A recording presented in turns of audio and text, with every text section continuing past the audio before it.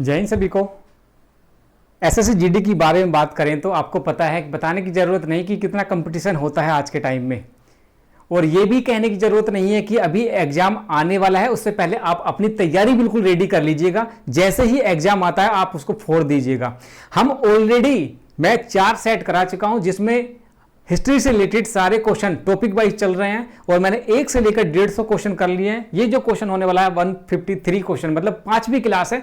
इससे पहले आप देख लीजिएगा सारे के सारे प्रीवियस ईयर एसएससी जीडी के क्वेश्चन आए हुए हैं और उससे रिलेटेड जैसे एक क्वेश्चन है उससे रिलेटेड मैंने जितने भी उसके दायरे में आते हैं सारे क्वेश्चन कराए हुए हैं, डिटेल से बता रखा है। तो अब जो बात करने वाले हैं हम अरबी मूल ग्रंथ की तरफ बढ़ रखे हैं, या कहते हैं कि भाई मुगल साम्राज्य जहां से स्टार्ट हुआ है उसके बारे में बात करेंगे। तो एक मैं रिकैप दे देता हूं कि किस तरह से हमने अभी तक 4 क्लासों में पढ़ा है। तो हड़प्पा सभ्यता की बात की हमने, उसमें बात की हमने कि किस तरह से राजनीतिक व्यवस्था, सामाजिक व्यवस्था, आर्थिक व्यवस्था को देखा उसमें हमने कि किस तरह से वो सारी व्यवस्थाएं वहां पर रही थी। उसके बाद जैसे ही हम आगे बढ़े और आगे बढ़ के हमने देखा कि हड़प्पा सभ्यता जो पाकिस्तान का एरिया में थी और किसने की थी, 1921 में दयाराम साहनी ने की थी, जहां पर आपको गेहूं, जौ आदि के साक्ष्य मिले थे। उसके बाद मोहनजोदड़ो की बात की। उसके बाद हम जब आगे बढ़े तो निकला हमें वैदिक काल। वैदिक काल में हमें मिला कि सबसे पहले जो हमने बात की थी ऋग्वेद की बात की थी, उत्तर वैदिक की बात की थी। ऋग्वेद में हमने बताया था कि सबसे प्राचीन है और इसकी में जो है आपकी ऋग्वेद की रचना हुई थी, सबसे पुराना वेद है। और इसमें जो समाज की सबसे छोटी इकाई जो थी आपकी वो कुल या इकाई थी। उसके बाद जब हम आगे बढ़े तो इसमें बात हुई थी कि इसमें जो सबसे ज्यादा महत्वपूर्ण थे जो वेद थे हमारे ऋग्वेद, आयुर्वेद, ऋग्वेद थे, यजुर्वेद थे, सामवेद, अर्थवेद थे। इनकी हमने बात की थी कि ऋग्वेद में देवताओं को खुश करने के मंत्र हैं, उसके बाद यजुर्वेद में कर्मकांड है, सामवेद में आपके संगीत उत्पत्ति है, अर्थवेद में जादू टोने हैं। उसके बाद ऋग्वेद में क्या 10 मंडल है, 128 सूत्र हैं।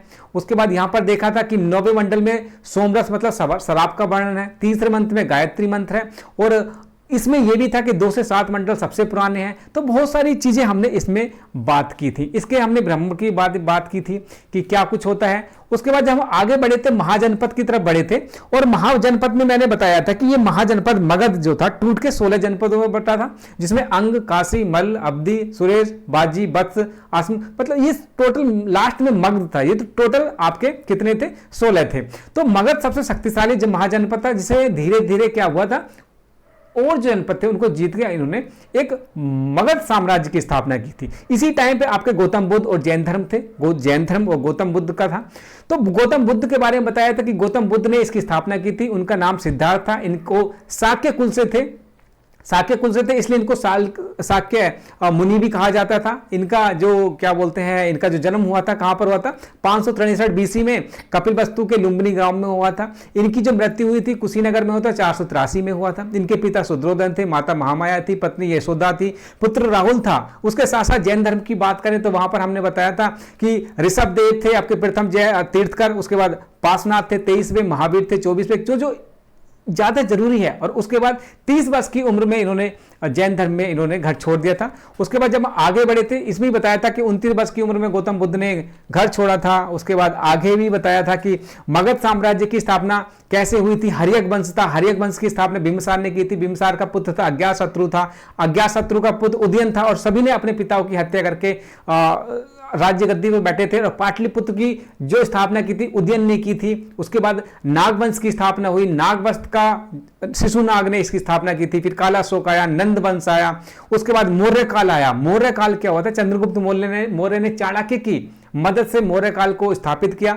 चाणक्य को कौटिल्य, पाटलिपुत्र कौटिल्य और विष्णुगुप्त भी बोलते थे, जिन्होंने अर्थशास्त्र की रचना की। उसके बाद 305 बीसी में सेल्यूकस निकेटर से चंद्रगुप्त मौर्य का युद्ध हुआ। सेल्यूकस निकेटर को पराजित किया। उनकी पुत्री थी हेलेना, उससे शादी की। उन्हीं के कार्यकाल में मैगस्थीन नाम का दूत आया जिसने इंडिका लिखी और इन्हीं के टाइम में सुदर्शन झील का निर्माण हुआ। उसमें एक क्वेश्चन और बनता है, जब चंद्रगुप्त मौर्य से आगे बढ़ते हैं तो बिंदुसार आता है। बिंदुसार ने अशोक को अवंतिका का गवर्नर बनाया। ये कई बार पूछा जाता है, कई बार क्या, ये मोस्टली अधिकतर एग्जाम में आपको देखने को मिलेगा। और उसके बाद हम आगे बढ़ते हैं तो अशोक से संबंधित आता है कि कलिंग युद्ध हुआ। उसके बाद उन्होंने युद्ध नीति छोड़कर धम्म नीति अपना ली। उपगुप्त से बौद्ध धर्म की दीक्षा ली।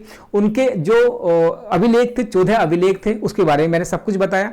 इनकी पुत्री थी और पुत्र को इन्होंने श्रीलंका भेजा। अशोक ने सांची का स्फूर्त का निर्माण कराया। इनके अभिलेखों पे देवानिधि प्रिय मतलब देवताओं का प्रिय राजा का था यहाँ पर। उसके बाद अंतिम साचा जो था आपका वो ब्रद्धगुप्त था, जिसको शंकु वंश से पहले पुष्यमित्र शंकु ने इनकी हत्या कर दी। इसी काल में पर्ण ने अष्टाध्यायी लिखी, मनु ने मनुस्मृति लिखी थी। तो बहुत सारी चीजें हमने लास्ट कुछ क्लासेस में किया हुआ है। सातवाहन के बारे में बात की थी। अब जो हम उसके बाद आया था गुप्त वंश, श्रीगुप्त ने, मतलब मैं लगभग 4 क्लासेस जब आप देखेंगे तो आपको मिलेगा कि मैंने इसके बारे में ढेरों चर्चा की हुई है, चाहे आपकी हर्षवर्धन वाले वंश की हो, गुप्त काल की बात हो। अब जो हम बात करेंगे वो बात करेंगे किसकी? बात करेंगे हम भारत पर तुर्की आक्रमण। इस पे हम बात करेंगे भारत पर तुर्की आक्रमण, क्योंकि मुस्लिम साम्राज्य का जो है वो उदय होने लगा था और स्टार्टिंग में। तो इसमें मैं क्वेश्चन में आगे बढ़ने से पहले थोड़ा सा मैं इसकी जानकारी देना चाहता हूं, क्योंकि ये जो अभी तक जो था ये रिकैप था, पिछली जो 4 वीडियो मैंने करा चुका हूं। अब यहां से क्या है, भारत पर तुर्की आक्रमण होने वाला है। अब तुर्की आक्रमण से रिलेटेड जितने भी आगे को मुगल साम्राज्य या दूसरी तरह की चीजें आएंगी वो हम यहां से क्वेश्चन करने वाले हैं। तो सबसे पहले क्या होगा कि भारत पर पहला अरब आक्रमण किसका हुआ था? तो मोहम्मद बिन कासिम ने किया था 712 ईस्वी में, और सिंध क्षेत्र में किया था। और कौन थे उस टाइम पे राजा? तो वो थे दाहिर को था। और भारत पर पहला तुर्क आक्रमण मोहम्मद गजनवी था, 988 ईस्वी में हुआ था। और मोहम्मद गजनी ने 17 बार आक्रमण किया था। और इसको क्या कहा जाता? इसका जो सबसे मतलब महत्वपूर्ण जो प्रसिद्ध आक्रमण है, जो प्रसिद्ध युद्ध है, वो 1025 एडी में था सोमनाथ मंदिर पर, ठीक है। और इसको क्या बोलते हैं? बुद्ध शिकन या मूर्ति भंजक भी बोलते हैं गजनी को। और इसके साथ साथ 2 आए क्या आपके ये लेखक आए थे। एक आए थे फिरदौसी जिसने शाहनामा लिखी थी, और एक आए थे अलबरूनी जिसने तहकीके हिंद लिखी थी। इसके बाद गोरी कबीला आया। गोरी कबीले के मुखिया कौन थे? मोहम्मद गोरी थे। मोहम्मद गोरी ने क्या था? सबसे पहले जो प्रथम आक्रमण किया था मोहम्मद गोरी ने 1175 में मुल्तान पर किया था। 1178 में गुजरात के जो राजा थे भीमदुत्य से इनकी लड़ाई हुई थी, उसको क्या बोलते हैं? तराइन का प्रथम युद्ध, जिसमें पृथ्वीराज चौहान ने इनको हरा दिया। उसके बाद 1192 में फिर तराइन का द्वितीय युद्ध हुआ, जिसमें पृथ्वीराज चौहान को इन्होंने हरा दिया। 1194 में चंदावर का युद्ध हुआ, जिसमें जयचंद को हराया।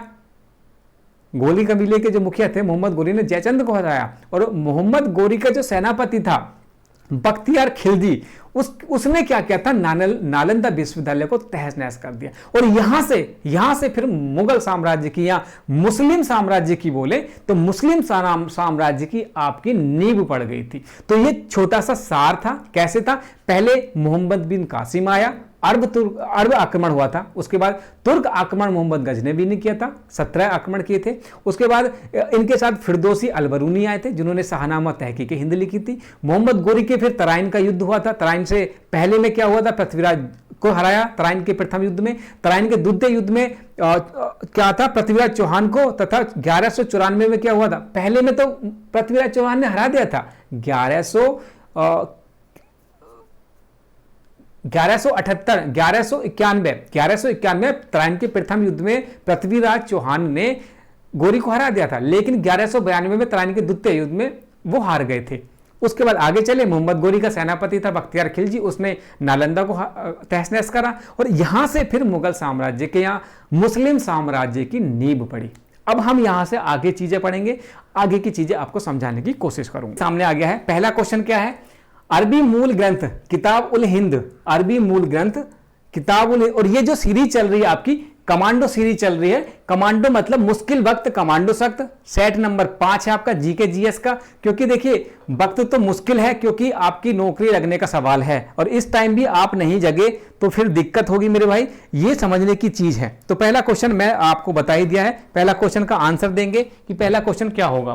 पहला क्वेश्चन क्या है आपका? अरबी मूल ग्रंथ किताब उल हिंद किसके द्वारा, ये आपका क्वेश्चन मार्क है। यहां पर आप बताएंगे कि किसके द्वारा ये लिखा गया था। जलालुद्दीन, सुल्तान मोहम्मद, अलबरूनी, इब्न बतूता। बताइए किसके द्वारा ये लिखा गया था।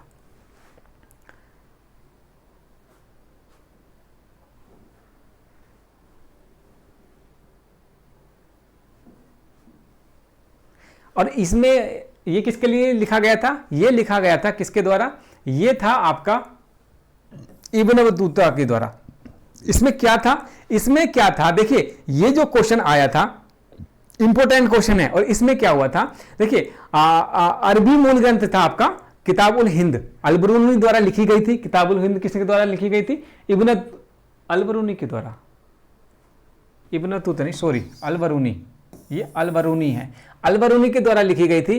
और इसमें क्या था, अल-बरूनी ने 11वीं शताब्दी में, 11वीं शताब्दी के प्रारंभ में हिंदुओं का एक साहित्य, विज्ञान और धर्म का आंखों देखा संजीवनी इसमें वर्णन किया है। हिंदुओं का साहित्य, विज्ञान और धर्म का आंखों देखा जो संजीव वर्णन इसमें किया है अरबी ग्रंथ, अरबी मूल ग्रंथ में इसने अल-बरूनी ने क्या किया है, हिंदुओं के 11वीं शताब्दी में हिंदुओं के विज्ञान, धर्म और किसका, साहित्य का बिल्कुल आंखों देखा इसमें वर्णन किया है। तो इसका राइट आंसर अल-बरूनी हो जाएगा। तराइन का द्वितीय युद्ध कब लड़ा गया था? तराइन का द्वितीय युद्ध, अभी मैंने डिटेल से तराइन का प्रथम और द्वितीय बताया था, गोरी और पृथ्वीराज चौहान के बीच में लड़ा गया था। बताइए इसमें क्या हुआ था? राइट आंसर क्या होगा? तराइन का द्वितीय युद्ध कब लड़ा गया था? तराइन का द्वितीय युद्ध कब लड़ा गया था? 1175 है, 1186, 1192, 1181। बताइए कब हुआ था? तो ये आपका जो राइट आंसर होगा क्या होगा? इसका राइट आंसर हो जाएगा 1192 में। और इसमें क्या हुआ था? इसमें हुआ था, देखिए तराइन का प्रथम युद्ध कब हुआ था, यहीं पर मैं आपको फैक्ट्स देता चलूं कि तराइन का प्रथम युद्ध कब हुआ था।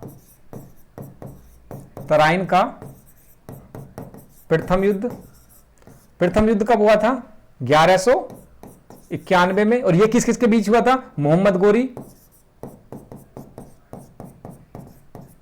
मोहम्मद गोरी और पृथ्वीराज चौहान, और पृथ्वीराज चौहान।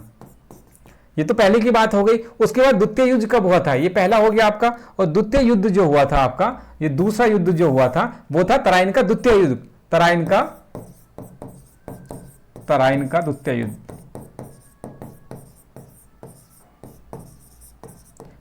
ये कब हुआ था? 1192 ईसा में। और ये किसके बीच हुआ था? ये हुआ था मोहम्मद गोरी और पृथ्वीराज के, ये भी सेम इन्हीं के बीच में हुआ था। और इसमें क्या हुआ था? परिणाम जो आया था इसका, परिणाम था कि गोरी था इसमें विजय हुआ था। गोरी इसमें क्या हुआ था? इसमें विजयी हुआ था। चलिए इसका हो गया राइट आंसर 1192। आगे देखिए, दीवान ए अर्ज दिल्ली सल्तनत के अधीन का एक विभाग था। किसका विभाग था? बताइए किसका विभाग था? दीवान ए अर्ज, बताइए दीवान ए अर्ज के बारे में बताइए। दीवान ए अर्ज क्या था? दीवान ए अर्ज सैन्य सेवा, शाही कारागार, राज दरबार समारोह और वित्तीय सेवा। बताइए क्या है इसका राइट आंसर? क्या होगा?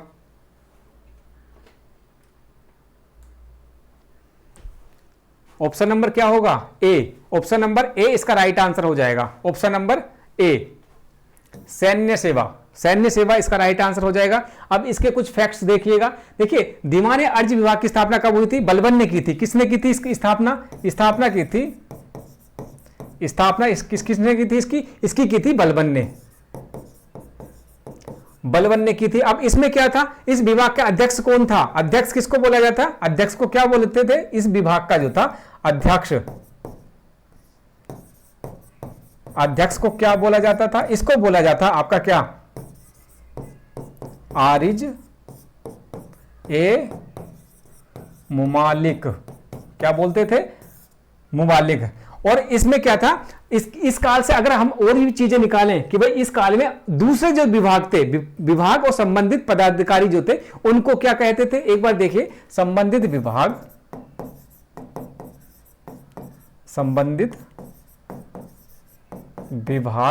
और इसके पदाधिकारी,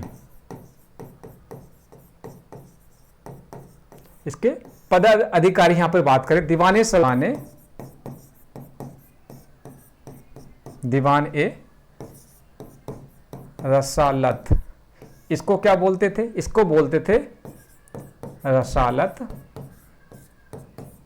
ए मुमलित, दीवाने मुमलित। दीवाने मनसा किसको बोलते थे? दीवाने मनसा। बताइए दीवान ए मनसा, दीवाने मनसा, दीवान ए मनसा। दीवाने मंसूर किसको बोलते थे? दीवाने ईसा, दीवाने ईसा किसको बोलते थे? ये बोलते थे ईसा ए मुमलिक। उसके बाद दीवाने बिजारत था, दीवाने बिजारत, दीवाने बिजारत। इसमें इसको क्या बोलते थे? वजीर, मुमलिक, मुमलिक, मुमलिक। तो ये संबंधित विभाग थे, प्रमुख विभाग थे, और इनके पदाधिकारी जैसे दीवाने रसालत, दीवाने इंसा, दीवान ए बिजारत, इनको क्या बोलते थे? ये आपके मैंने लिख दिया है, ये भी इंपॉर्टेंट है, याद कर लेना इनको भी। आगे बढ़ते हैं। आगे क्या है आपका? निम्नलिखित में से किन वर्षों के दौरान कुतुबुद्दीन ऐबक ने शासन किया था? बताइए, इस किसके दौरान कुतुबुद्दीन ऐबक ने शासन किया था? किसके दौरान कुतुबुद्दीन ऐबक ने शासन किया था?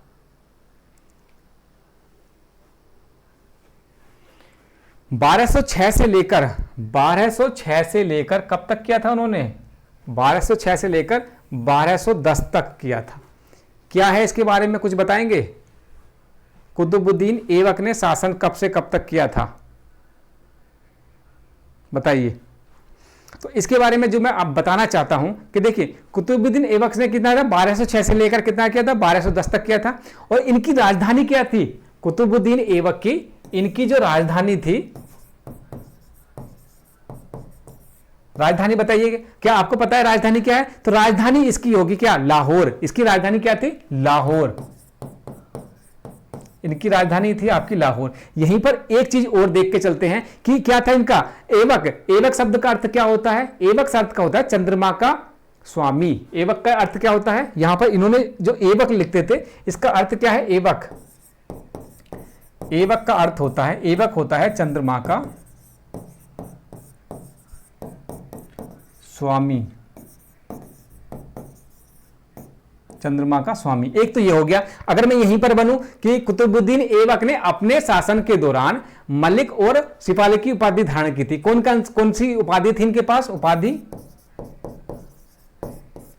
कौन कौन सी इनके पास? एक तो थी मलिक, इनके पास मलिक थी, और दूसरी कौन सी थी? दूसरी थी सिप सालार, सिप सालार। ये दो इनके पास उपाधि थी। तो कुतुबुद्दीन ऐबक का जो शासनकाल था 1206 से लेकर 1210 तक रहा था। इनकी राजधानी कौन कौन सी थी? राजधानी इनकी लाहौर थी। इन्होंने ऐबक का जो मतलब है, ऐबक का चंद्रमा का स्वामी, उपाधि जो थी मलिक और सिपा सालार इनकी उपाधि थी। आगे चलिए। आगे है, बलबन ने अपने आप को श्रेष्ठ दिखाने के लिए कौन सी उपाधि धारण की थी? कौन सी उपाधि धारण की थी बताइए। दीवाने इलाही, केसर ए हिंद, तूतिए हिंद और जिले इलाही। तो इसका जो राइट आंसर होगा जिले ए इलाही, जिले ए इलाही। ये कौन था? बलबन क्या था? इलाही तुर्क था ये क्या था आपका? ये कौन थे? ये थे इलाही तुर्क। कौन थे ये आपका? इलाही तुर्क थे आपके। ये क्या था? इलाही,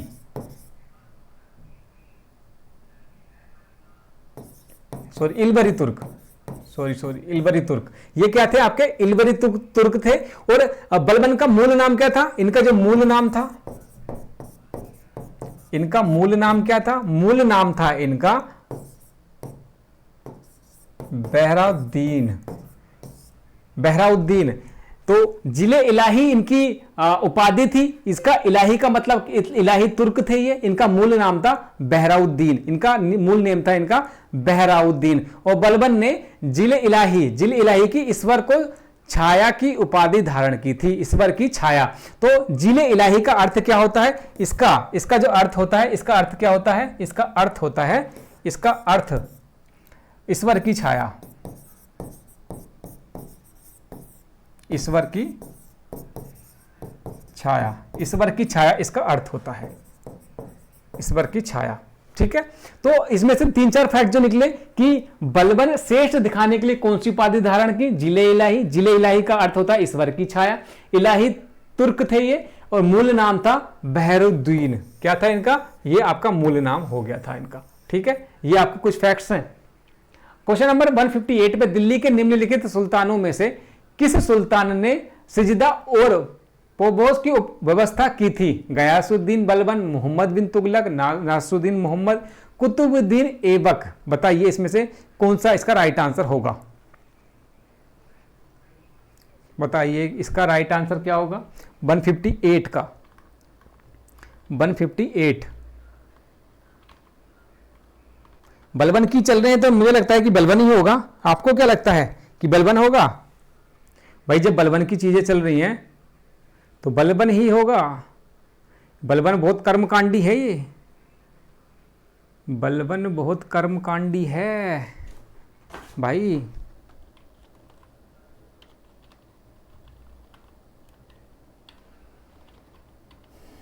बताइए बलबन बलबन बलबन बलबन का बताइए इसका क्या था? 158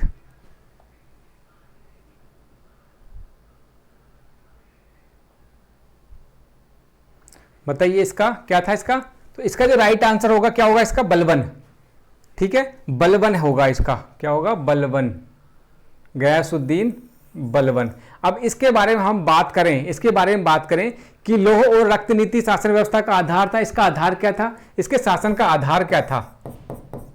इसके शासन का आधार, शासन का आधार क्या था? आधार था लौह और रक्त। आधार क्या था इसके शासन का? लौह रक्त, लौह रक्त, ये इसके शासन का आधार था। इसके शासन की रक्त नीति, मतलब ये जो था लौह और रक्त की नीति अपनाता था। ये लौह और उसकी नीति, ये इसकी नीति हो गई। इसके बाद नौरोज और परवोज पारसी इसके त्योहारों का इसने स्टार्ट किया था। ये पारसी त्योहार थे।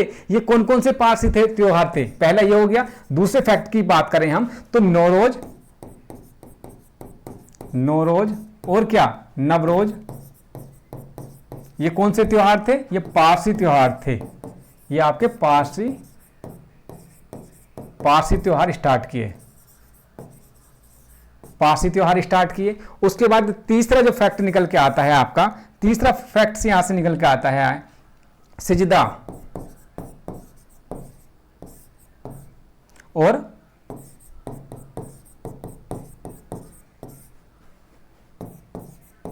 पायबोस, सब एक ही है। ये क्या है? रीति स्टार्ट की इसने, रीति प्रारंभ की, रीति प्रारंभ की। इसके बाद दीवान ए अर्ज नामक सैन्य विभाग का गठन किया। यहां से निकल के आता है दीवान ए अर्ज, सैन्य संगठन,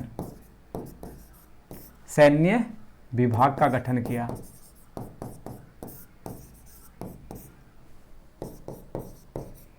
सैन्य विभाग का। और तुर्कान ए 40 का दल इसी का दमन था। इसमें क्या था? चलगामी, इसी का था। पांचवा फैक्ट जो था आपका 40 दल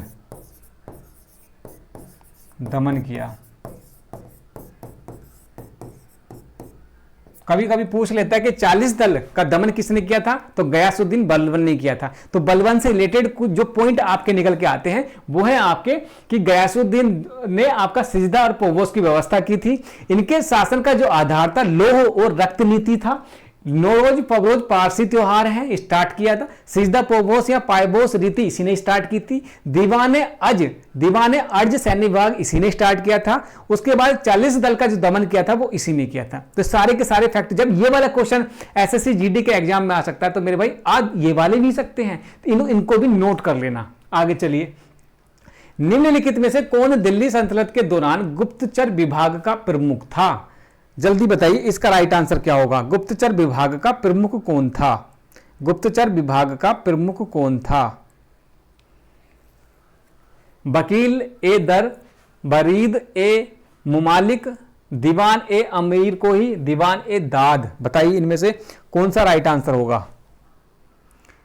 जल्दी, क्या राइट आंसर होगा?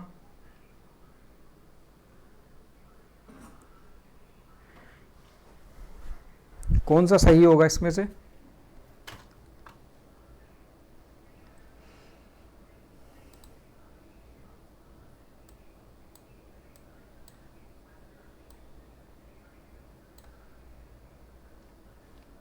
जल्दी बताइए।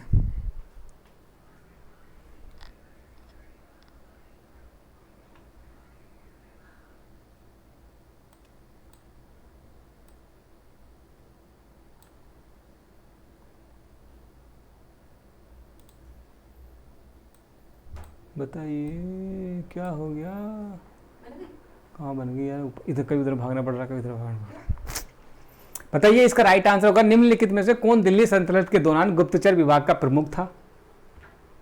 तो इसका जो राइट आंसर होगा ऑप्शन नंबर बरीद ए मुमालिक। बरीद ए मुमालिक इसका राइट आंसर होगा। अगर इसके बारे में मैं थोड़ी सी जानकारी देना चाहूं तो देखिए, गुप्तचर विभाग का प्रमुख बरीद ये क्या था? मुमालिक होता था। और दीवान ए इंसा ये क्या था? शाही पत्रचार, जैसे शाही सचिवालय होते थे ना, उससे संबंधित होता था दीवान ए इंसा। दीवान ए इंसा हो गए आपके शाही पत्रचार से रिलेटेड। उसके बाद वकील ए दर्ज इसी से संबंधित है। वकील ए दर्ज राजा के घरेलू और उसके पर्सनल कार्यों को देखता था। कौन? वकील ए दर्ज। दीवान ए अमीर को ही क्या करता था? ये मतलब एग्रीकल्चर, कृषि से संबंधित विभाग था। उसके बाद अमीर ए दाद क्या करते थे? ये सुल्तान की अनुपस्थिति में मजलिस की उपस्थिति क्या करता था? क्या दीवान मतलब दीवान ए अमीर ए दाद सुल्तान की अनुपस्थिति में मजलिस की क्या था? चेयरमैनशिप मतलब अध्यक्षता उसकी करता था। ये तो ये 4-5 जो ये विभाग हैं वो आपके लिए इंपॉर्टेंट हैं। पहला हो गया आपका गुप्तचर विभाग का कौन था? Option number B border security force, बरीद ए मुमालिक। बरीद ए मुमालिक इसका राइट आंसर है। अगर यहीं पर हम बात करें दीवान ए इंसा, दीवान ए इंसा, इसका क्या काम होता था? तो इसका काम होता था शाही पत्राचार। इसका काम होता था शाही पत्राचार इसका काम होता था। यहीं पर मैं दूसरे की बात करूं, दूसरा यहां से क्या निकल के आता है? दूसरा निकल के आता है आपका कि वकील ए दर क्या करते थे? वकील ए दर ये क्या करते थे? ये पत्राचार से संबंधित थे, राजा के घरेलू काम। ठीक है, घरेलू या व्यक्तिगत? राजा के घरेलू या व्यक्तिगत? ये व्यक्तिगत कार्य करते थे। यहीं पर एक और था दीवान ए अमीर को ही। तीसरा पॉइंट क्या निकल कर आता है यहां से? दीवान ए अमीर कोली।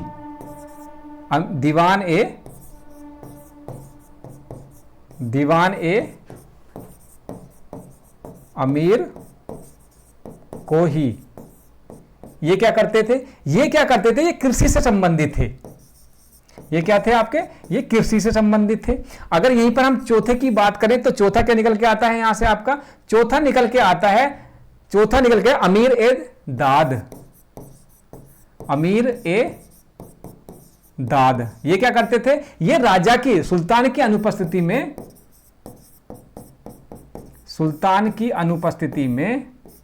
मजलिस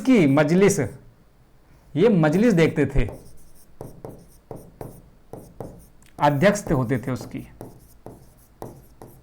ठीक है, ये कुछ अध्यक्षता करते थे, आपकी अध्यक्षता करते थे। तो यहां से बरीद ए मुमालिक क्या होता था? दिल्ली सल्तनत के दौरान गुप्तचर विभाग का जो प्रमुख था आपका, ये बरीद था। इसी में दीवान ए इंसा आपके शाही पत्रचार देखते थे। वकील ए दर राजा के घरेलू या व्यक्तिगत काम करते थे। दीवान ए अमीर को ही आपका कृषि देखते थे। अमीर ए दाद सुल्तान की अनुपस्थिति में मजलिस की अध्यक्षता करते थे। ये आपका ऑप्शन हो गए। आगे देखिए, जफर खान दिल्ली सल्तनत के निम्नलिखित में से किस शासक का प्रसिद्ध सेनापति था? आपका इल्तुतमिश था, बलबन था, अलाउद्दीन खिलजी या मोहम्मद बिन तुगलक। ये 4 ऑप्शन है। बताइए इसका राइट आंसर कौन सा होगा? राइट आंसर बताइए क्या होगा इसका राइट आंसर? जल्दी बताइए इसका राइट आंसर क्या होगा। यहां से अच्छे खासे क्वेश्चन पूछे जाते हैं मेरे भाई, अच्छे खासे क्वेश्चन पूछे जाते हैं, इसलिए आपको भी इन क्वेश्चनों से रिलेटेड जानकारी रखनी चाहिए। इन क्वेश्चनों से रिलेटेड आपको जानकारी होनी चाहिए।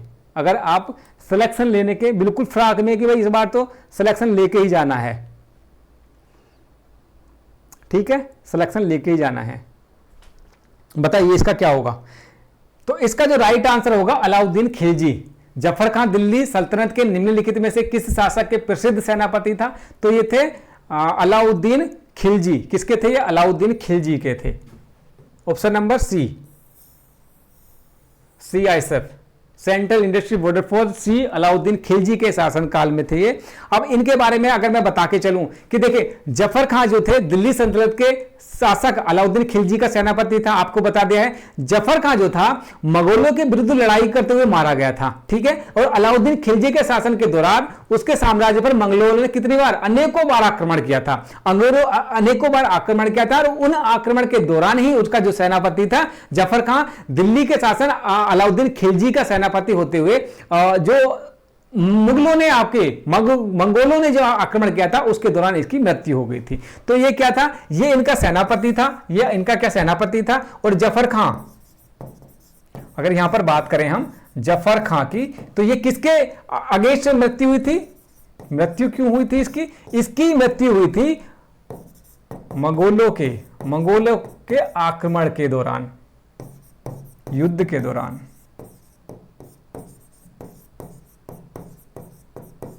ठीक है, तो ये इससे फैक्ट निकलता है कि आपका अलाउद्दीन खिलजी का जो सेनापति था जफर खां था, और जफर खां की मृत्यु जो हुई थी ये विरुद्ध हुई थी जफर खां की, मंगोलों से लड़ाई लड़ते हुए इसकी मृत्यु हुई थी।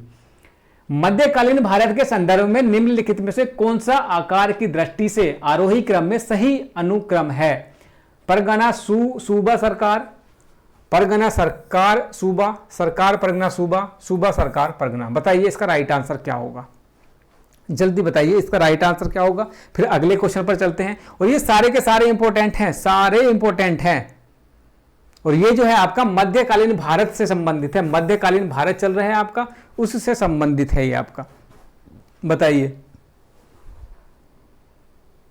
और उस टाइम में पता है क्या होता था? ये जो संपूर्ण साम्राज्य किसमें? सूबे में। संपूर्ण सूबा क्या होता था? सूबा, इसको क्या बोलते थे? ये प्रांत होता था, ये आपका प्रांत कहा जाता है। मतलब पूरा साम्राज्य जो था वो सूबा में विभाजित था, और उसके बाद और प्रत्येक सूबे को अनेक इकाइयों में विभाजित किया गया था। मतलब ये जो जितने भी आपके साम्राज्य होते थे वो सूबे में या प्रांत में, प्रांत भी उसी को बोलते थे, और सूबे को कई इकाइयों में। पहली बात तो ये हो गई आपकी, पहली बात ये हो गई। दूसरी क्या था? सूबे को क्या कहा था? सूबा जो था कई इकाइयों में टूटा हुआ था, कई इकाइयों में टूटा हुआ था। ये आपका इकाइयों में टूटा हुआ है। और इकाई किस में थे? इकाई थे आपके सरकार में। इकाई किस में थे? ये आपके सरकार, ये आपके किस में थे? आपके ये सरकार कहते थे। इन इकाइयों को क्या कहा जाता था? सरकार कहा जाता था। ठीक है, तो किस तरह से निकल कर आया आपका? पहले परगना सरकार सूबा, परगना सरकार सूबा, option number B, option number B, परगना सरकार सूबा। ठीक है, सरकार को क्या कहा जाता? परगना में विभाजित। ये जो है आपका, यहां से अब आगे बढ़ेंगे तो क्या होता था? सरकार को किस में विभाजित करते थे? सरकार को परगना में, ये परगना में विभाजित होता था। तो ये आपका इससे रिलेटेड क्वेश्चन हो गया। जौनपुर शहर किसकी स्मृति में बसाया गया था? बताइए, जौनपुर शहर किसकी स्थिति में, किसकी स्मृति में बसाया गया था? फिरोज शाह तुगलक, गयासुद्दीन तुगलक, अकबर या मोहम्मद बिन तुगलक? बताइए इनमें से राइट आंसर कौन सा होगा? कौन सा होगा बताइए? जौनपुर शहर किसकी स्मृति में बसाया गया था?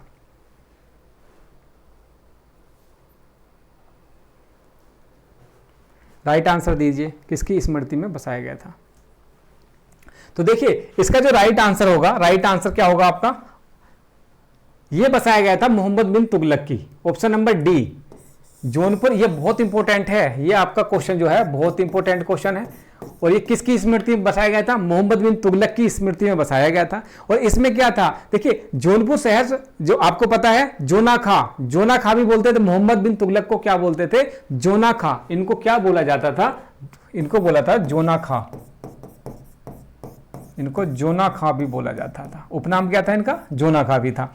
अब इन्हीं की स्मृति में बसाया गया था। अब फिरोज शाह तुगलक ने किसने बसाया था? ये फिरोज शाह तुगलक ने, फिरोज शाह तुगलक ने जौनपुर शहर ये बसाया किसने था? बसाया था फिरोज शाह तुगलक ने,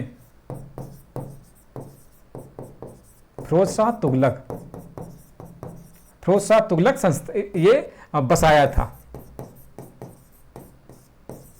ठीक है, तो जौनपुर मोहम्मद बिन तुगलक की याद में बसाया था। किसने? फिरोज शाह तुगलक ने बताया था। और मोहम्मद तुगलक को क्या बोलते थे? जोन खां बोलते थे। ठीक है, जोन खां बोलते थे। अगर यहीं पर मैं बात करूं कि फिरोज शाह तुगलक ने और कौन कौन से नगर बसाए थे, तो तुगलक द्वारा बसाए गए अन्य शहर, जो अन्य शहर हैं फिरोज शाह तुगलक द्वारा, अन्य शहर, यहां से हम अन्य शहर निकाल के चलें तो पहले निकलेगा फिरोजपुर, पहला निकलेगा आपका फिरोजपुर, दूसरा निकलेगा फतेहपुर, फतेहाबाद, दूसरा निकलेगा फतेहाबाद, उसके बाद फिरोजाबाद, तीसरा निकलेगा फिरोजाबाद, उसके बाद फिरोजाबाद, उसके बाद आगे क्या निकलेगा? फिरोजाबाद के बाद हिसार, हिसार भी इसी ने बसाया था। ये आदि कुछ जो इंपोर्टेंट शहर हैं जो इसने फिरोज शाह तुगलक ने आपका बसाया था। फिरोज शाह तुगलक ने अन्य जो बसाए हैं फिरोजपुर, फतेहाबाद, फिरोजाबाद और हिसार, ये आदि किसने बसाए हैं? आपका फिरोज शाह तुगलक ने। निम्नलिखित में से कौन सा मोरक्कन यात्री मोहम्मद बिन तुगलक के शासनकाल के दौरान भारत आया था? सुलेमान अल अब्द अल रज्जाक, अल मसूदी, इब्न बतूता। बताइए इसका राइट आंसर कौन सा होगा? क्या राइट आंसर होगा इसका? क्वेश्चन नंबर 163 का राइट आंसर दीजिए। राइट आंसर दीजिए। और इब्न बतूता ये जो था किस वर्ष भारत आया था ये भी बता के जाइए। किस वर्ष भारत आया? कब आया था ये आया था आपका 1333 ईसा, 1333 ईसा में भारत आया था। तो इसका जो राइट आंसर होगा क्या होगा आपका? Right answer option number D, option number D आपका राइट आंसर हो जाएगा। इसमें बताइए क्या है, बताइए। अरे और ये कहां का यात्री था? ये जो है इब्न बतूता ये अफ्रीकी यात्री था।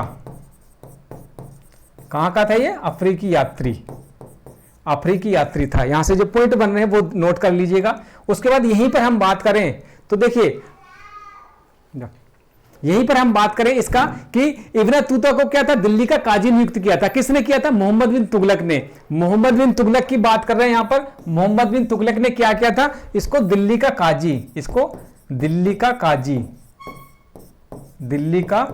काजी नियुक्त किसने किया था? मोहम्मद बिन तुगलक ने। इसी के बाद इसकी जो पुस्तक थी, इसकी जो पुस्तक कौन सी थी? जो पुस्तक थी इसकी पुस्तक कौन सी थी? यहां पर आपको देखें, किताब उल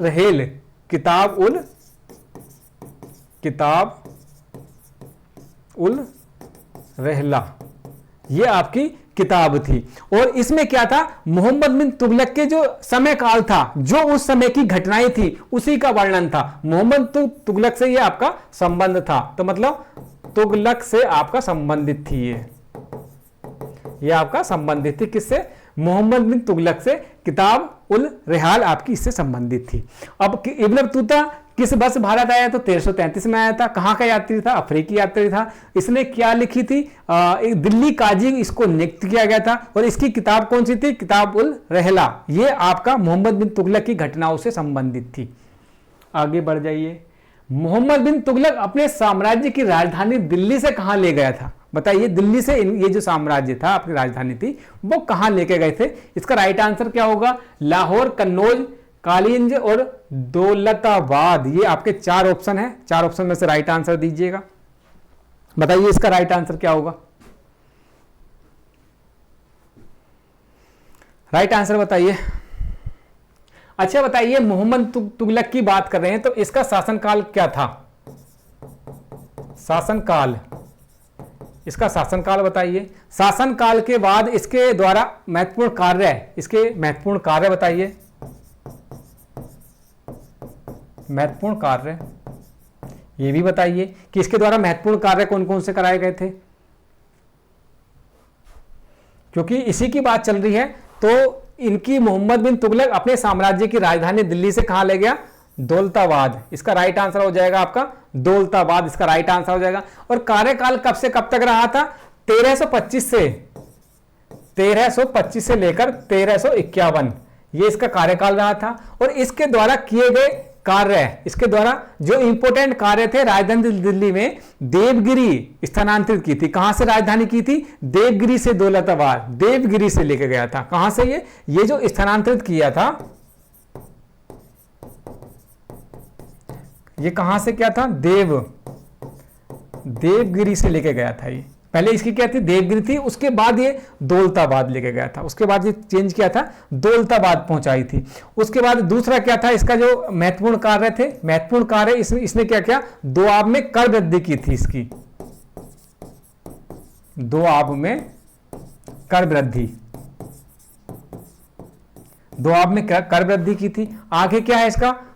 आगे इसका खुरासान एवं कराचिल अभियान, ये भी इसके टाइम में महत्वपूर्ण घटना थी। तो इसके टाइम में जो महत्वपूर्ण घटना थी, महत्वपूर्ण कार्य क्या था? इसकी जो शासन का अवधि थी 1325 से 1351 थी। इसने दिल्ली को, इसकी जो राजधानी थी देवगिरी से वो दौलताबाद ले गया। दोआब में कर वृद्धि कर दी इसने। खुरासान और कराचिल का अभियान इसी के द्वारा चलाया गया था। तारीख-ए-फिरोज शाही के लेखक कौन हैं? तारीख-ए-फिरोज शाही के लेखक कौन है? 165 अमीर खुसरो, अलबरूनी। बताइए इसका राइट आंसर क्या होगा? 165 क्वेश्चन का राइट आंसर बताइए। 165 का राइट आंसर बताइए।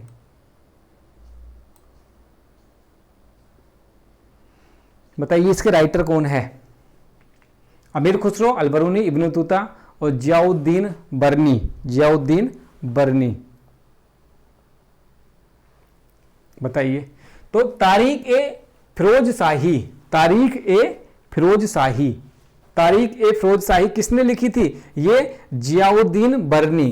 तारीख-ए-फिरोज शाही जियाउद्दीन बरनी। अगर यहां पर पुस्तक और लेखक के बारे में हम बात करें, ये आपकी पुस्तक होगी और यहीं पर हम लेखक की बात करें तो देखिए पहली पुस्तक क्या होगी? तारीख-ए-फिरोज शाही। तारीख-ए-फिरोज शाही जो ये है, तारीख-ए-फिरोज शाही, ये किसने लिखी थी? जियाउद्दीन बरनी की हो गई। किताबुल हिंद यहां पर निकल के आता है, दूसरा पॉइंट पूछेगा आपका। किताबुल हिंद, किताबुल हिंद किसकी है? कि राइटर कौन है? अलबरूनी, अलबरूनी। उसके बाद किताब-ए-रहला,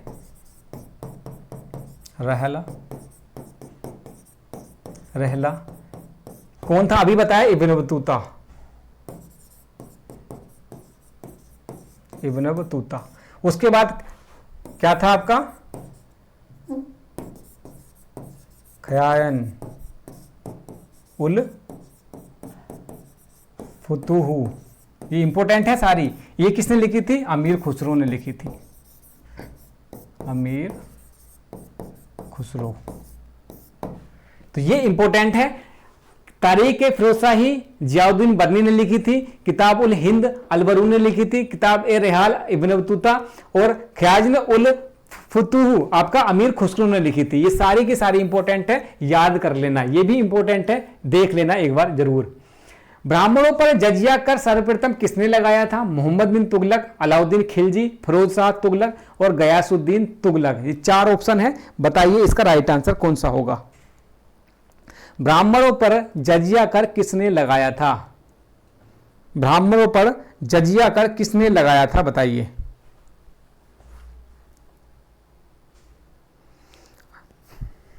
अच्छा, ये जो थे ना, इसमें जो कर लगे थे, कर के साथ साथ बताइए कि जजिया कर, जकात, ये क्या थे आपके? 4 तरह के कर लगाए थे इसने फिरोज शाह तुगलक ने, 4 तरह के। कौन कौन से थे? जजिया कर हो गया, जकात हो गया, खराज हो गया और खुम्स हो गया। अब ये खुम्स क्या था? देखिए युद्ध से संबंधित था, ये खुम्स जो था युद्ध से संबंधित था, और खराज जो था भूमि से संबंधित था, जकात दान से संबंधित था। ठीक है, ये सारे के सारे थे। और जजिया कर था क्या था? ब्राह्मण पर क्या कौन सा कर लगता था? वो जजिया कर लगता था। और पहला मुस्लिम शासक था जिसने जजिया कर लगाया था, किसने? फिरोज शाह तुगलक ने।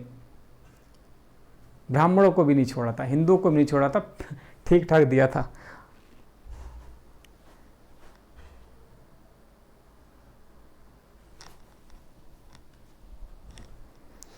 तो यहीं पर हम अगर बात करें कि 4 प्रकार के कर लगते थे, 4 कर थे। पहला कर कौन सा होगा? जजिया कर, जजिया हो गया। दूसरा कौन सा हो गया आपका? जकात हो गया। तीसरा कौन सा हो गया आपका? खराज हो गया आपका। चौथा कौन सा हो जाएगा? चौथा होगा आपका खुम्स। अब यहां पे देखने वाली बात है, नोट कर लेना इनको भी, ये आपका युद्ध से संबंधित है, संबंधित। उसके बाद ये भूमि से संबंधित है, भूमि से संबंधित। उसके बाद ये क्या? जकात क्या? दान से संबंधित। ये आपका दान से संबंधित है। और ये गैर मुस्लिमों पर लगता था, गैर मुस्लिमों पर। और पहला राजा जिसने लगाया था वो था आपका, कौन सा था इसका राइट आंसर? मोहम्मद बिन तुगलक, नहीं सॉरी फिरोज शाह तुगलक। इसका राइट आंसर क्या था? फिरोज शाह तुगलक। सबसे पहले जो लगाया गया था वो फिरोज शाह तुगलक ने लगाया था। कुतुबुद्दीन की 5वीं मंजिल का निर्माण किसने कराया था? कुतुब मीनार की 5वीं मंजिल का निर्माण किसने कराया था? ऑप्शन है आपके, पहला ऑप्शन है आपका हुमायूं ने, अलाउद्दीन खिलजी ने, और आपका फिरोज शाह तुगलक ने, या आपका इल्तुतमिश ने। बताइए इसका राइट आंसर कौन सा होगा? राइट आंसर बताइए, इसका राइट आंसर कौन सा होगा? किसने कराया था इसका निर्माण?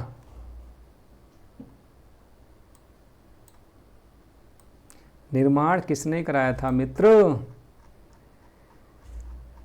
जल्दी बताइए। तो इसका जो निर्माण था वो भी किसने कराया था? फिरोज शाह तुगलक ने कराया था। किसने कराया था? फिरोज शाह तुगलक ने। अब तुगलक ने तो करा दिया, इसके द्वारा अन्य जो निर्माण कराए गए थे फिरोज शाह तुगलक द्वारा, अन्य निर्माण कौन से थे? अन्य निर्माण कौन कौन से थे? अन्य निर्माण पहला, दूसरा और तीसरा, 3 निर्माण जो मोस्ट इंपोर्टेंट थे वो बताइए कि इसके कौन कौन से हैं। एक क्या? कुशक ए शिकार महल, ये कहां पर है? ये दिल्ली में है। दूसरा है गुजरी महल कहां पर है? हिसार हरियाणा में है। तीसरा है हिसार ए फिरोजा, वो भी हिसार में है, वो भी हरियाणा में है। तीनों इंपोर्टेंट है, तीनों याद करके जाएंगे। तो पहला है आपका कुशक ए शिकार, पहला है कुशक ए शिकार, कुशक ए शिकार। ये कहां पर है आपका? ये कुशक ए शिकार, ये महल है, ये दिल्ली में है आपका, ये आपका दिल्ली में है। दूसरा जो निकल के आया जो मैंने अभी बताया आपको, वो है आपका गजरी, ये आपका गुजरी महल। गुजरी महल कहां पर है? अभी बताया मैंने, हिसार हरियाणा।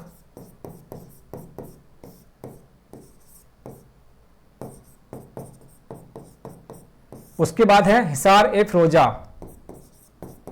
हिसार ए फिरोजा कहां पर है? ये भी ये हिसार में है, हिसार, ये भी हरियाणा में है आपका। ठीक है, ये आपका हरियाणा में है। तो इसके द्वारा अन्य जो महत्वपूर्ण स्थल थे जो निर्माण कार्य हुए हैं वो ये 3 थे, इंपोर्टेंट है, याद करके जाना इनको भी। आगे बढ़िए, आगे देखते हैं ये क्या कर दिया। तैमूर के आक्रमण के समय दिल्ली का सुल्तान कौन था?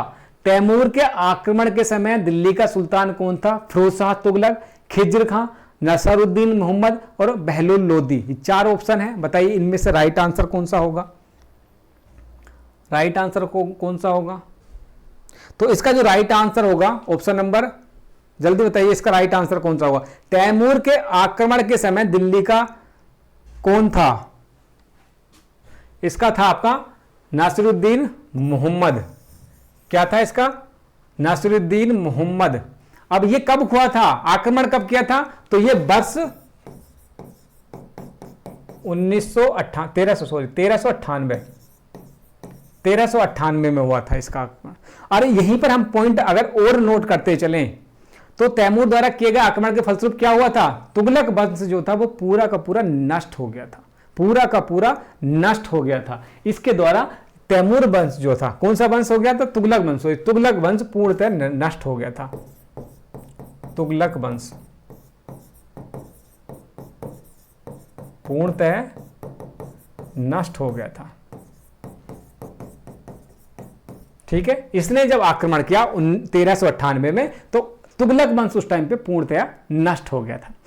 फारसी दूत अब्दुल रज्जाक किसके शासनकाल में विजयनगर आया था? देवराज द्वितीय, देवराज प्रथम, बुक्का प्रथम, हरिहर द्वितीय। 4 ऑप्शन है, बताइए। ये भी आपका इंपॉर्टेंट है और ये पूछा जाता है।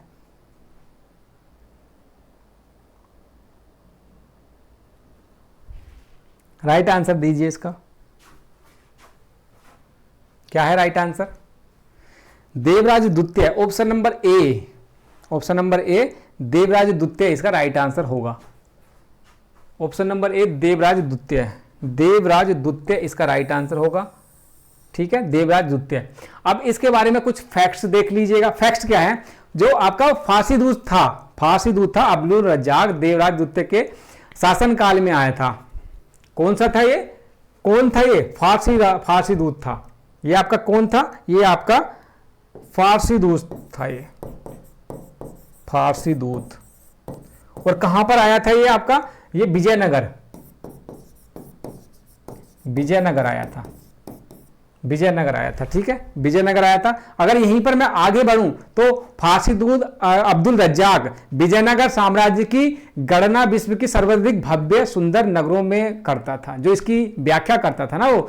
तो फारसी दूत अब्दुल रज्जाक विजयनगर साम्राज्य, क्योंकि विजयनगर में आया था, ये आपका विजयनगर में आया था। और उस टाइम पे इसकी जो तुलना करता था भाई साहब, तुलना करता था कि यार ये बहुत ज्यादा भव्य है, सुंदर है, इस सुंदर नगरों में इसकी गणना करता था। तो पूछ लेता है कि फारसी दूत अब्दुल रज्जाक विजयनगर साम्राज्य की गणना कैसे करता था? तो ये आपको भव्य सुंदर नगरों में इसकी तुलना करता था। ठीक है, भव्य नगरों में तुलना करता था।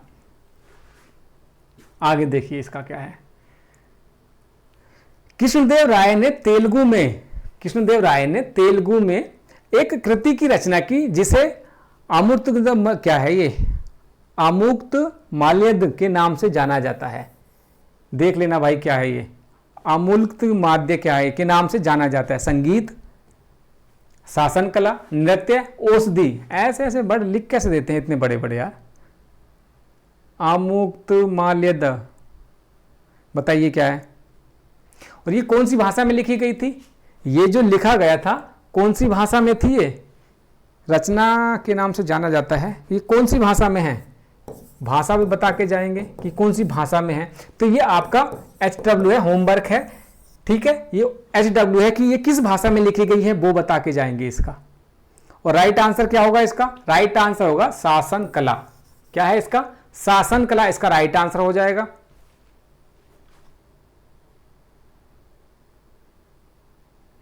ठीक है, शासन कला। आगे देखिए, कृष्णदेव राय के दरबार में अष्ट दिग्गज कौन थे? कृष्णदेव राय के दरबार में अष्ट दिग्गज कौन थे? 8 महान सेनापति, 8 परामर्शदाता, 8 तेलुगु कवि, 8 मंत्री। ये 4 ऑप्शन है, जल्दी बताइए इसका राइट आंसर कौन सा होगा? कृष्णदेव राय के दरबार में अष्ट दिग्गज कौन थे? जल्दी बताइए कौन थे इसके?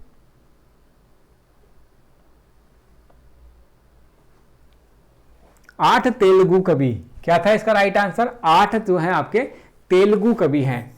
8 तेलुगु कवि इसका राइट आंसर होगा। अब क्या है डिटेल बताइए इसका। 8 तेलुगु कवि तो ठीक है, 8 तेलुगु कवि ठीक है, इसके बारे में थोड़ा सा डिटेल दीजिए, क्या हो सकता है इसका। 8 तेलुगु कवि, राइट आंसर सही है इसका। सबसे प्रमुख कौन से थे इसमें से? सबसे प्रमुख कवि जो थे वो कौन थे पता है? तो तेलुगु में चल रहे थे, तेलुगु है तो तेलुगु के लिए सबसे स्वर्णिम, तेलुगु के लिए साहित्य के लिए स्वर्णिम युग था वो, ये आपका स्वर्ण युग था, ठीक है। उसके बाद इनके जो सबसे महत्वपूर्ण थे वो थे पेडडाना, पेडडाना इसके महत्वपूर्ण थे। कौन से थे इस युग के सबसे जो महत्वपूर्ण थे?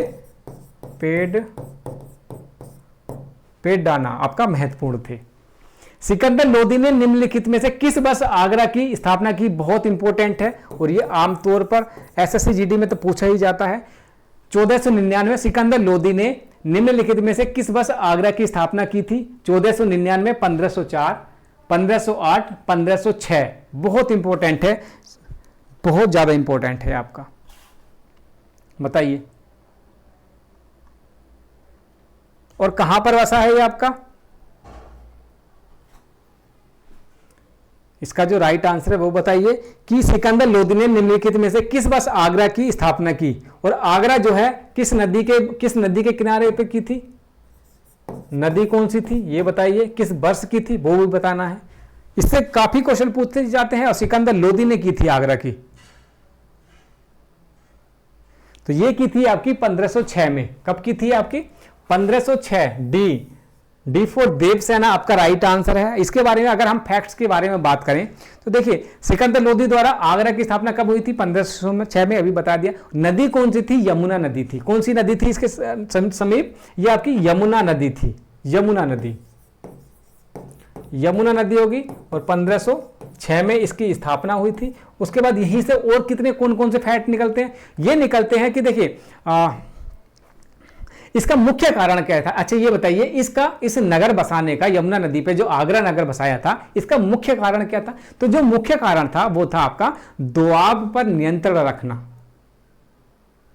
एक तो कारण हो गया दोआब पर नियंत्रण रखना। दूसरा, इसको एक डर और था कि राजपूत जो थे, राजपूत दिल्ली की ओर बढ़ने के प्रयास कर रहे थे, तो उसको विफल करना भी इसका मेन कारण था कि वहां पर हमारी चौकसी रहेगी तो हम जो उनका प्रयास हो रहा था उसको विफल कर देंगे। तो एक तो दोआब पर नियंत्रण करना, एक दिल्ली की तरफ राजपूत राजाओं का जो आगमन होने का था उसको विफल करना। तो दो महत्वपूर्ण कारण थे इसको बसाने के। तो आगरा को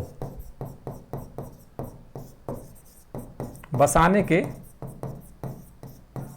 कारण क्या था? एक तो आपका दोआब पर नियंत्रण, दूसरा क्या था? दिल्ली पर राजपूत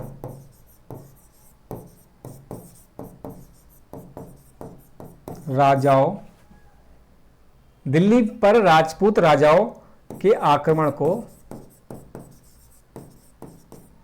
विफल करना।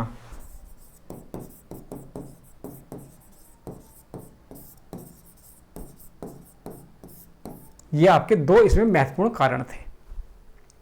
दिल्ली में स्थित हुमायूं का मकबरा द्वारा बनाया गया था। बताइए किसके द्वारा बनाया गया था? हमीदा बेगम, बेगम, उसके बाद है महम बेगम और गुलबदन बेगम। बताइए किसके द्वारा बनाया गया था?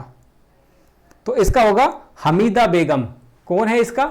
हमीदा बेगम। राइट आंसर कौन सा होगा? ऑप्शन नंबर ए, आओ ना कभी हवेली पर, हमीदा बेगम इसका राइट आंसर हो जाएगा। इसके बारे में कुछ बताइए, क्या क्या जानते हैं? लिख के जाइएगा कमेंट्स बॉक्स में कि इसके बारे में आप क्या जानते हैं, बताइए। दिल्ली में स्थित हुमायूं का मकबरा, दिल्ली में स्थित हुमायूं का मकबरा, दिल्ली में स्थित हुमायूं का मकबरा, मतलब हुमायूं का मकबरा कहां पर स्थित है? दिल्ली में स्थित है। और हुमायूं का मकबरा, हुमायूं की पत्नी किसने? हमीदा बानो बेगम ने बनाया। तो पत्नी ही बनाएगी, कोई दूसरा थोड़ी बनाएगा, मैं जाकर थोड़ी बनाऊंगा। पत्नी है, बच्चे हैं, वही बनवाएंगे। कोई प्यार में जाएगा तो ये इसकी हुमायूं की कौन थी? ये पत्नी थी, या इसकी क्या थी, आपकी पत्नी ने बनवाया था, ठीक है। और इसकी मृत्यु जो हुई थी, हुमायूं की मृत्यु कैसे हुई थी, कैसे हुई थी, ये सीढ़ियों से गिर के हुई थी। बहुत पढ़ने में ब्रिलियंट था क्या, इन्होंने सालों ने सारे के सारे पुस्तकालय जो थे वो जलाकर राख कर दिए इनके टाइम में। और ये कहां पर घूम रहे थे, ये दीन पनाह में पुस्तकालय की सीढ़ियों से गिरकर ये मर गए थे, सीढ़ियों से चढ़ रहे थे और वहां पर 1556 में इनकी मृत्यु हो गई थी। कब मृत्यु हुई थी इनकी, 1556 में, 1556 में इनकी मृत्यु हुई थी। कैसे हुई थी, सीढ़ियों से दीन पनाह, स्थान क्या था आपका, दीन पनाह, सीढ़ियों से दीन पनाह। और ये क्या कर रहे थे, वहां पर सीढ़ियों से चढ़ रहे थे, सीढ़ियों पर, पता नहीं क्या सीढ़ियों पर, सीढ़ियों से गिर के इनकी मृत्यु हो गई थी, ठीक है।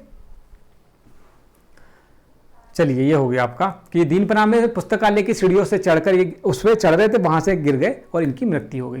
एक क्वेश्चन यहां पर बनता है कि हुमायूं की जो कब्र का वास्तुकार था, जो वास्तुकार था वो कौन था, हुमायूं की कब्र का वास्तुकार कौन था, किसने उसको डिजाइन किया था, वास्तुकार कौन था, ये बताइए मुझे, कमेंट्स में लिखिए कि वास्तुकार कौन था, जल्दी बताइए। वास्तुकार कब्र का, हुमायूं की कब्र का, जल्दी बताइए इसका वास्तुकार कौन था। हुमायूं की कब्र का वास्तुकार कई बार पूछा जाता है। तो मिर्जा गयास, क्या था इनका, मिर्जा गयास, ये इनका मिर्जा गयास, ठीक है। आगे, निम्नलिखित में से किस मध्यकालीन शासक ने अपना ध्यान यात्रियों की सुविधा के लिए सराय की निर्माण पर केंद्रित किया था, शेरशाह सूरी, बाबर, अकबर, हुमायूं। 4 ऑप्शन आपके सामने हैं, बताइए इसका राइट आंसर क्या होगा, जल्दी कमेंट्स बॉक्स में लिख के जाइए कि इसका राइट कितना होगा। साथ ही साथ आपने इनमें से कितने क्वेश्चन सही किए हैं वो भी बता के जाइएगा। तो इसका क्या होगा, शेरशाह सूरी, क्या होगा इसका, शेरशाह सूरी। ऑप्शन नंबर कौन सा है, ऑप्शन नंबर ए, आओ कभी हवेली पर, ऑप्शन नंबर ए राइट आंसर होगा। और इसमें क्या है, शेरशाह सूरी ने अपने शासनकाल में क्या हुआ था, सड़कों का बहुत, जीटी रोड किसने बनवाया था, जीटी रोड भी इसी ने बनवाया था। तो शेरशाह ने अपने शासनकाल में क्या था, सड़कों का निर्माण काफी कराया था, उनकी मरम्मत भी की थी। और इसने सड़कों के किनारे लगभग कितने 1700 सराय बनवाए थे, कितने 1700, मतलब काफी बड़ा काम किया था। कितने सराय बनाए थे, सरायों का निर्माण कराया था, कुल कितने सरायों का निर्माण कराया था, 1700।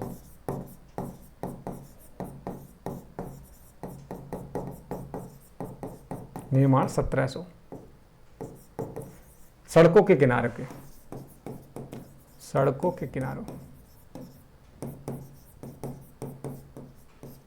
सड़कों के किनारे सरायों का निर्माण कितना कराया, 1700। अच्छा ये तो ठीक है, ये इन्होंने सरायों को निर्माण करा दिया। अब इनकी देखभाल जो करता था उसको क्या बोलते थे, जो इसकी देखभाल करता था उसको क्या बोलते थे, सिकदार, सिकदार होता था जो इसकी देखभाल करता था, जो इसकी देखभाल करता था वो क्या कहलाता था, सिकदार कहलाता था। और उसके बाद जीटी रोड का निर्माण किसने कराया था, जीटी रोड किसने बनवाया था, वो भी इसी ने बनवाया था। जीटी रोड किसने बनवाया था, जीटी रोड मेरे भाई इसी ने बनवाया था, बहुत खतरनाक था। जीटी रोड किसने बनवाया, इसी ने, जीटी रोड इसी ने बनवाया था ये भी, ठीक है। आगे बढ़ते हैं, यह है आपका इबादत खाने की स्थापना का श्रेय निम्न में से किसको जाता है, इबादत खाने की किसको जाता है, इबादत खाने की स्थापना का श्रेय किसको जाता है, बताइए इबादत खाने का श्रेय किसको जाता है, इबादत खाने का श्रेय किसको जाता है, इबादत खाने का श्रेय किसको जाता है, बताइए। तो ये जाता है आपका अकबर को, ये जाता है किसको, अकबर को। अकबर के बारे में बोला जाता है कि इन्होंने काफी कल्याणकारी कार्य किए हैं। अब ये जांच का विषय हो सकता है कि कुछ एक पक्ष इसको कल्याणकारी मानता है, कुछ पक्ष इसको नहीं मानता है। क्यों नहीं मानता है, अपने अपने विचार हो सकते हैं। तो देखिए इन्होंने महत्वपूर्ण कार्य भी किए हैं। कौन कौन से महत्वपूर्ण, इनके महत्वपूर्ण कार्य लिख लीजिएगा एक बार, क्योंकि ये पूछे जाते हैं महत्वपूर्ण कार्य। महत्वपूर्ण कार्य, इनके द्वारा जो कार्य किए गए हैं वो कौन कौन से थे। दास प्रथा पर रोक लगाई इन्होंने, पहले तो दास प्रथा रोकी। उसके बाद इन्होंने क्या किया, तीर्थ यात्रा समाप्त की।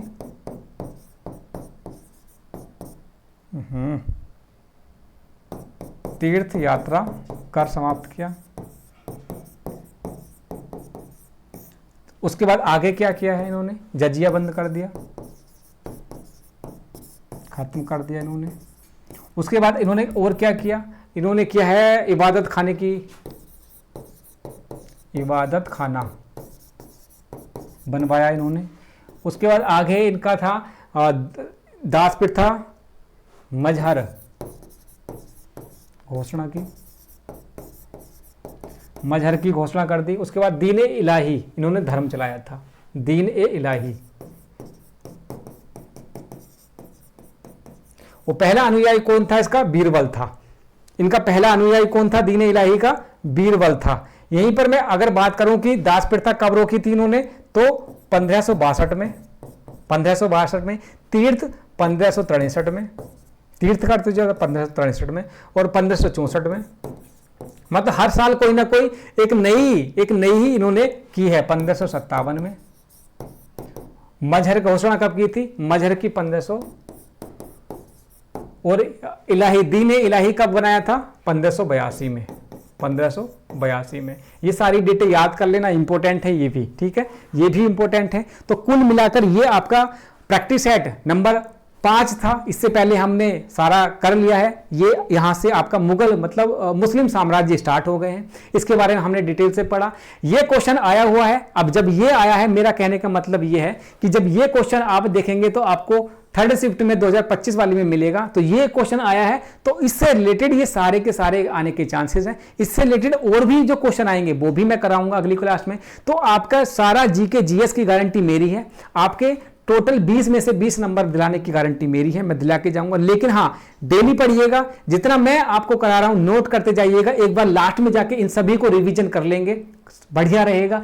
कितने आपके क्वेश्चन सही गए हैं वो भी लिख के जाइएगा। डेली मैं आपके लिए एक वीडियो लेके आ रहा हूं, मतलब जीके जीएस आपका लास्ट तक मैं कंप्लीट करा दूंगा। उसके बाद शॉर्ट नोट की तरह एक वन शॉर्ट भी चला देंगे। जैसे इतिहास कंप्लीट हुआ, हिस्ट्री कंप्लीट हुई, एक वन शॉर्ट में टोटल आपकी बना के ले आऊंगा। पंकज फौजी स्टडी ग्रुप, जैसे ही वीडियो कंप्लीट होगी आपकी वहां पे पीडीएफ डल जाएगी, ये सारी की सारी। इससे पहले भी जो 4 वीडियो पड़ी हुई थी उनकी पीडीएफ मैं ऑलरेडी डाल चुका हूं। पंकज फौजी स्टडी ग्रुप टेलीग्राम है, उसको ज्वाइन कर लीजिएगा। पंकज फौजी स्टडी ग्रुप यूट्यूब चैनल है, उसको सब्सक्राइब कर लीजिएगा। मिलते हैं अगले वीडियो में, तब तक के लिए जय हिंद।